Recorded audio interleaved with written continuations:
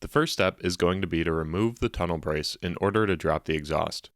This car doesn't have it, but for those that do, it requires removing 4 15mm bolts. Then we can drop the exhaust to access and remove the heat shield, which is also already removed from this car. Before dropping the exhaust, it's a good idea to support it in order to prevent it from falling and potentially getting damaged. This car has an aftermarket exhaust, so the process may differ slightly. Remove the 2 exhaust hangers from behind the transmission, and the 2 behind the rear differential. Each rear muffler has 2 hangers above it. Remove both. Remove the 2 clamps holding the midpipe to the catback. Then, carefully lower the exhaust down, enough to access the drive shaft above it. If your car still has a heat shield, you can now remove it using a 10mm socket. Next, you'll need to cut the OEM carrier off. Make 2 cuts to the carrier frame.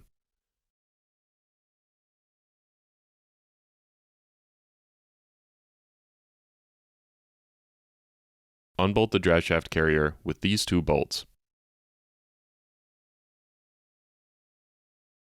Now, use a razor blade to cut all the way around and remove the frame from the rest of the bearing. Depending on the condition of your OEM carrier, it may just fall apart after cutting the frame.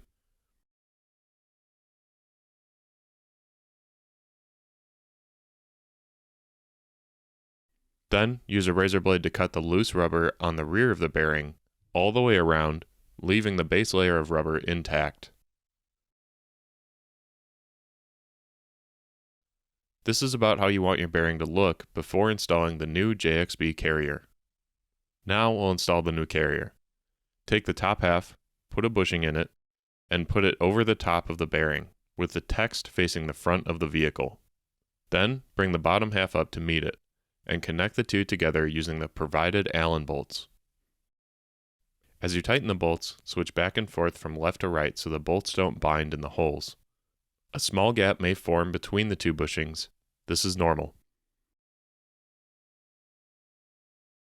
Now take your bolt, put a fender washer on it, an isolation damper facing up, go up into the carrier, bring another isolation damper down from the top, and then put your small washer on the very top.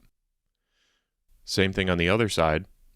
Bolt, fender washer, isolation damper up through the carrier, another isolation damper down from the top, and a small washer on the very top. Thread the bolts into the body and tighten them each to 19 Newton meters. Then, reinstall everything and enjoy your new JXB driveshaft carrier.